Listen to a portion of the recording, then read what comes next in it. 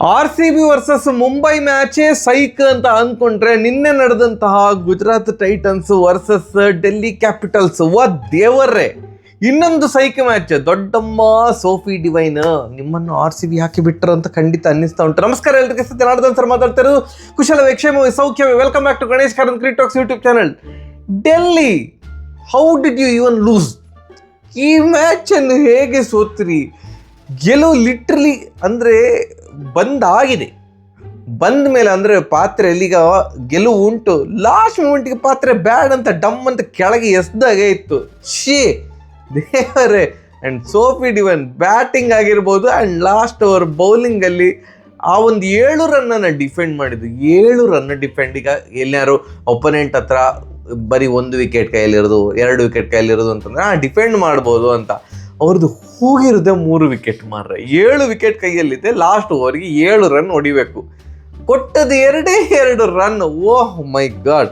ನೋಡಿ, ನಿನ್ನೆ first innings ನಾನು ಕರೆಕ್ಟಾಗಿ ನೋಡ್ಲಿಕ್ಕಾಗಲಿಲ್ಲ. ಸೋಫಿ ಡಿವೈನ್ ಅವರ ಬ್ಯಾಟಿಂಗ್ ಕೂಡ ಕರೆಕ್ಟಾಗಿ ನೋಡ್ಲಿಕ್ಕಾಗಲಿಲ್ಲ. ಯಾಕಂತಂದರೆ ನಮ್ಮದು ಇಂಡಿಯಾ ಮ್ಯಾಚ್ ಆಗ್ತಾಯಿತ್ತು, ಇಂಡಿಯಾ ವರ್ಸಸ್ ನ್ಯೂಜಿಲೆಂಡ್ ಮ್ಯಾಚ್ ಆಗ್ತಾಯಿತ್ತು. ಕೊಹ್ಲಿ ಅವರು ಎಲ್ಲ ಸೂಪರಾಗಿ ಹೊಡಿತಾ ಇದ್ರು. ಅವ್ರದ್ದು 100 ಆಗ್ತದೆ ಅಂತ ನಾವು ಒಂದು ಕಾತುರತೆಯಲ್ಲಿ ಕಾಯ್ತಾ ಇದ್ವಿ. ಸೊ ಗುಜರಾತಿನ ಫಸ್ಟ್ ಇನ್ನಿಂಗ್ಸನ್ನು ಕೂಲಂಕುಷವಾಗಿ ನೋಡ್ಲಿಕ್ಕಾಗಲಿಲ್ಲ. ಸುಮ್ಮನೆ ಹೀಗೆ ಫೋನಲ್ಲಿ ಓಕೆ ಅಂತೆಲ್ಲ ನೋಡ್ತಾ ಇದ್ದೆ. ಬಟ್ ಸ್ನೇಹ ರಾಣ ಅವರ ಓವರಲ್ಲಿ ಅದೊಂದು 32 ರನ್ ಹೊಡೆದದ್ದು, ಅದು ಥ್ಯಾಂಕ್ಫುಲಿ ನಾನು ನೋಡಿದ್ದೆ. ಭಯಂಕರ ಹೊಡಿತಿದ್ದಾರಲ್ಲ ಮಾರ ಸೋಫಿ ಡಿವೈನ್ ಅಂತ. ನಿನ್ನೆ ಒಂಥರ ಆಲ್ಮೋಸ್ಟ್ 1 ವುಮೆನ್ ಶೋ ಗುಜರಾತಿದ ಬ್ಯಾಟಿಂಗ್ ಅಂತ ಬಂದಾಗ ಸೋಫಿ ಡಿವೈನ್ 42 ಬಾಲಿಗೆ 95 ರನ್. ಮಿಡ್ ವಿಕೆಟ್ ರೀಚನ್ನು ಇನ್ನು ಹೊಸದಾಗಿ ಮರುನಾಮಕರಣ ಮಾಡಿದ್ರೆ ಆಶ್ಚರ್ಯ ಏನಿಲ್ಲ. ಸೋಫಿ ಡಿವೈನ್ ಸ್ಟ್ಯಾಂಡ್ ಅಂತ ಅಂದ್ಕೊಂಡು ಅಥವಾ ಸೋಫಿ ಡಿವೈನ್ ರೀಜನ್ ಅಂತ ಅಂದ್ಕೊಂಡು ಏನು ನಿರಾಯಾಸವಾಗಿ ಅಂದರೆ ಸೋಫಿ ಡಿವೈನ್ ಬ್ಯಾಟಿಂಗ್ ಮಾಡುವಾಗ ಸ್ವಲ್ಪ ಬೌಂಡ್ರಿನ ಹೊರಗೆ ಅಂದರೆ ಇನ್ನೊಂಚೂರು ಎಕ್ಸ್ಟೆಂಡ್ ಮಾಡೋದು ಒಳ್ಳೆಯದು. ಯಾಕಂತಂದರೆ ಬಿಗ್ ಸಿಕ್ಸ್ ಯಾವುದು ಕೂಡ ಚಿಕ್ಕ ಸಿಕ್ಸ್ ಅಂತ ಇರಲಿಲ್ಲ.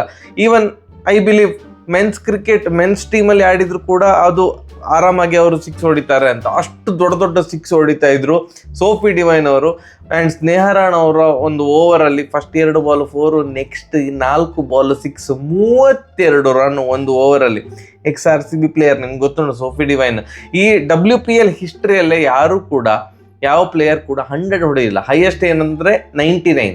ಒಂದು ಸೋಫಿ ಡಿವೈನ್ ಅವರು ಹೊಡೆದಿರೋದು RCB ಪರ ಆಡ್ತಿರುವಾಗ 99ಗೆ ಔಟ್ ಆಗಿದ್ರು. ಇನ್ನೊಂದು ಜಾರ್ಜಿಯಾ ವಾಲ್, ಈಗ ಏನು ನಮಗೆ RCBಗೆ ಆಡ್ತಾ ಇದ್ದಾರಲ್ಲ, ಅವರು 99 ನಾಟ್ ಔಟ್ ಹೊಡೆದಿದ್ರು. ಸೊ 100 ಹೊಡಿತಾರೆ ಅಂತ ಅಂದ್ಕೊಳ್ತಿರುವಾಗ ಮತ್ತೊಂದು 6 ಹೊಡೆಯುವಂಥ ಧಾವಂತದಲ್ಲಿ 95 ರನ್ನಲ್ಲಿದ್ದಾಗ 42 ಬಾಲಿಗೆ 95 ರನ್ ಹೊಡೆದು ಸೋಫಿ ಡಿವೈನ್ ಅವರು ಔಟ್ ಆದರು. ಡೆಲ್ಲಿ ತೆಗೆದ ಫಸ್ಟ್ 3 ವಿಕೆಟ್ಸ್ 3 ಕ್ಯಾಚ್ ಕೂಡ ಸೂಪರ್. ಫಸ್ಟ್ ರಿಟರ್ನ್ ಕ್ಯಾಚ್ ಯಾರು ಚರಣಿ ಹಿಡ್ದದಾಗಿರ್ಬೋದು, ಸೋಫಿ ಡಿವೈನ್ ಅವರ ಕ್ಯಾಚ್ ಅಗೇನ್ ಚರಣಿ ಹಿಡ್ದದ್ದು. ಅಂದರೆ ಇದು ಯಾರು ಬೆತ್ ಮೂನಿ ಅವರ ಕ್ಯಾಚ್ ಚರಣಿ ಅವರು ಹಿಡ್ದಿದ್ದು, ಅದು ಏನು ಅವರ ಬೌಲಿಂಗಲ್ಲೇ ಹಿಡ್ದದ್ದು. ಸೋಫಿ ಡಿವೈನ್ ಅವರದು ಆ್ಯಸ್ ಅ ಫೀಲ್ಡರ್ ಒಂದು ಕ್ಯಾಚ್ ಹಿಡ್ದದ್ದು. ಆ್ಯಂಡ್ 3ನೇ ಕ್ಯಾಚ್ ಯಾರಿದಂತ ನನಗೆ ನೆನಪೋಗಿದೆ, ವೇರಮ್ದು ಅಂತ ಅಂದ್ಕೊಳ್ತೇನೆ.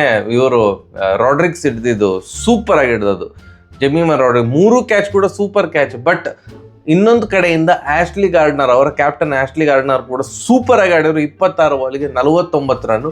ಇವರಿಬ್ಬರನ್ನು ಬಿಟ್ಟರೆ ಹೇಳಿಕೊಳ್ಳುವಂತಹ ನೋಟೇಬಲ್ ಕಾಂಟ್ರಿಬ್ಯೂಷನ್ ಜಿ ಕಡೆಯಿಂದ ಇರಲಿಲ್ಲ. 1 ಪಾಯಿಂಟ್ ಆಫ್ ಟೈಮಲ್ಲಿ 10 ಓವರಿಗೆ 129 ರನ್ ಹೊಡೆದಿದ್ರು ಗುಜರಾತ್ ಜೈಂಟ್ಸ್. ನಾವೇನು ಅಂದ್ಕೊಳ್ಳೋದು ಅಂತಂದರೆ, ಇದು ದೊಡ್ಡ ಮಟ್ಟಿಗಿನ ಒಂದು ಸ್ಕೋರ್ ಆಗ್ತದೆ, 250 ತನಕ ಹೊಡಿಬೋದಾ ಅಂತ. ಬಟ್ 10 ಓವರಿಗೆ 129 ಇದ್ದಂತಹ ತಂಡ 20 ಓವರಿಗೆ ಕೇವಲ 209 ರನ್ ಹೊಡೆದ್ರು. ಅದು ಕೂಡ ಆಲ್ ಔಟ್ ಆಯಿತು. ಎಕ್ಸಾಕ್ಟ್ಲಿ ನಾನು ಒಂದು ಪಾಯಿಂಟ್ ಹೇಳಲಿಕ್ಕೆ ಬರ್ತಾ ಇರೋದು ಏನು ಅಂತಂದರೆ, 2 ಇನ್ನಿಂಗ್ಸ್ಗಳಲ್ಲಿ 2 ಟೀಮ್ಗಳಲ್ಲಿ ಟರ್ನಿಂಗ್ ಪಾಯಿಂಟ್ ಅನಿಸಿದ್ದು last over. Exactly last over. ಅಲ್ಲಿಯ ತನಕ 2 ಟೀಮಿದು ಪರವಾಗಿಲ್ಲ ಮಾರ ಸೂಪರ್ ಅಂತ ಅನಿಸಿತ್ತು. ಲಾಸ್ಟ್ ಓವರ್ ಬಂದಾಗ ಎಂತ ಇದೆ ಗೊತ್ತಿಲ್ಲ. ಗುಜರಾತ್ ಜೈಂಟ್ಸ್ ಬ್ಯಾಟಿಂಗ್ ಮಾಡುವಾಗ ಕೂಡ ಹಾಗೆ ಲಾಸ್ಟ್ ಓವರಲ್ಲಿ 4 ವಿಕೆಟ್ ಬಿತ್ತು. ನಂದಿನಿ ಶರ್ಮಾ ಅವರು 4 ವಿಕೆಟ್ ಆ ಓವರಲ್ಲಿ ತೆಗೆದ್ರು, ಇನ್ಕ್ಲೂಡಿಂಗ್ ಹ್ಯಾಟ್ರಿಕ್.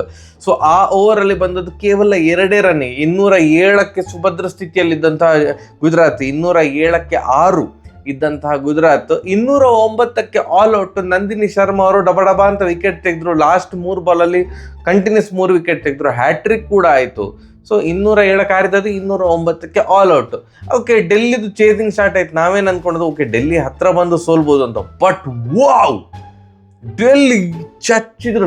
ನನಗೆ ಅವರ ಕೀಪರ್ ಲೀ ಬಗ್ಗೆ ಜಾಸ್ತಿ ಗೊತ್ತಿರಲಿಲ್ಲ. ಹೌದು ಅವ್ನು ಚೆನ್ನಾಗಿ ಆಡ್ತಾರೆ ಅಂತ ಗೊತ್ತಿತ್ತು, ಬಟ್ ಓ ಮೈ ಗಾಡ್, ನಿನ್ನೆ ನೋಡಿ ಅವರು ದಪ್ಪ ಇದ್ದಾರೆ, ಅವರಿಗೆ ರನ್ನಿಂಗ್ ಬಿಟ್ವೀನ್ ದ ವಿಕೆಟ್ಸ್ ಎಲ್ಲ ಅಷ್ಟು ಈಸಿಯಾಗಿ ಆಗೋದಿಲ್ಲ, ಅಷ್ಟು ಈಸಿಯಾಗಿ ಟೂ ಎಲ್ಲ ಓಡ್ಲಿಕ್ಕೆ ಆಗೋದಿಲ್ಲ. ಬಟ್ ಬಾಲ್ ಸ್ಟ್ರೈಕಿಂಗ್ ಅಬಿಲಿಟಿ ಸಿಕ್ಕಾಡ್ ಚೆನ್ನಾಗಿದೆಯಪ್ಪ.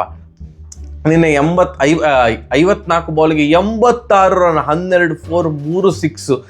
Amazing batting. ಎಕ್ಸ್ಪೆಕ್ಟೇಷನ್ ಅಷ್ಟು ಇರಲಿಲ್ಲ ಅವರ ಮೇಲೆ, ನನಗಂತೂ ಅಷ್ಟಿರಲಿಲ್ಲ ಆ ಥರ ಹೊಡಿತಾರೆ ಅಂತ. ಶಫಾಲಿ ವರ್ಮಾ ಹೊಡಿಬೋದು. ಶಫಾಲಿ ವರ್ಮಾ 12 ಬಾಲಿಗೆ 14 ರನ್ ಹೊಡೆದು ಔಟ್ ಆದರು. ಅದಾದಮೇಲೆ ಅವರ ಕ್ಯಾಪ್ಟನ್ ಸೌತ್ ಆಫ್ರಿಕಾದ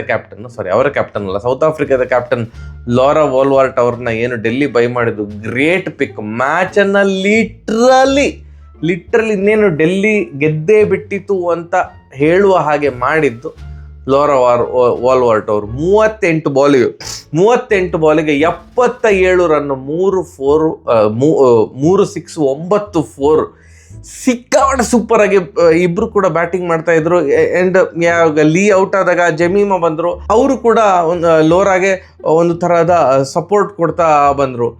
19 ಓವರ್ ಮುಗಿದಿದೆ, 3 ವಿಕೆಟ್ ಹೋಗಿರೋದು. ಲಾಸ್ಟ್ ಓವರ್ಗೆ 7 ರನ್ ಬೇಕು. ಅದಕ್ಕಿಂತ ಮುಂಚೆ 3 ಓವರ್ಗೆ 48 ರನ್ ಬೇಕಿತ್ತು. ಇದು ಕಷ್ಟ ಸಾಧ್ಯ ಅಂತ ಅಂದ್ಕೊಳ್ತಾ ಇರುವಾಗ 2 ಓವರಲ್ಲಿ 41 ರನ್ ಚಚ್ಚಿದ್ರು ಲಾರಾ ವೋಲ್ವಾರ್ಟ್ ಮತ್ತು ಜಮೀಮಾ ಸೇರಿಕೊಂಡು.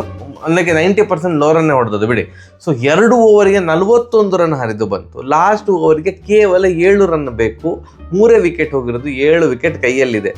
ಇಡೀ ಗುಜರಾತ್ ತಂಡ ಅಂದರೆ ಕೈ ಚೆಲ್ಲಿದಾಗ ಓಕೆ, ಲಾಸ್ಟ್ ಓವರು ಆಶ್ಲಿ ಗಾರ್ಡನ್ ಏನು ಹೇಳಿದ್ರು, ಆಯ್ತಮ್ಮ ಸೋಫಿ ಡಿವೈನ್ ನೀನೇ ಹಾಕಮ್ಮ. ಯಾಕಂದರೆ ಲಾಸ್ಟ್ ಮ್ಯಾಚಲ್ಲಿ ಸೋಫಿ ಡಿವೈನ್ ಅವರು 4 ಓವರಿಗೆ 55 ರನ್ ಹೊಡೆಸ್ಕೊಂಡಿದ್ರು. ಅದು ಯಾವ ಒಂದು ಧೈರ್ಯದ ಮೇಲೆ ಕೊಟ್ಟರು ಅಂತ ಗೊತ್ತಿಲ್ಲ. ಬಟ್ ಬಂಪರ್ ಲಾಟ್ರಿ ಗೆದ್ದದೇ ಅಲ್ಲ. ಲಾಸ್ಟ್ ಓವರ್ಗೆ 7 ರನ್ ಡಿಫೆಂಡ್ ಮಾಡಬೇಕು. ಫಸ್ಟ್ ಬಾಲಿಗೆ 1 ರನ್ ಬಂತು, ಸೆಕೆಂಡ್ ಬಾಲ್ ಡಂಪ್ ಔಟ್, ಜೆಮಿಮಾ ರೋಡ್ರಿಗ್ಸ್ ಔಟ್. 5 ಬಾಲಿಗೆ 6 ರನ್ ಬೇಕು, 4 ಬಾಲಿಗೆ 6 ರನ್ ಬೇಕು ಅಂತ ಆಯಿತು. ಮ್ಯಾರಿಡೋನಾ ಕ್ಯಾಪ್ ಬಂದರು, first ball dot, second ball ಮತ್ತೆ ಸಿಂಗಲ್ ತೆಕ್ಕೊಟ್ರು.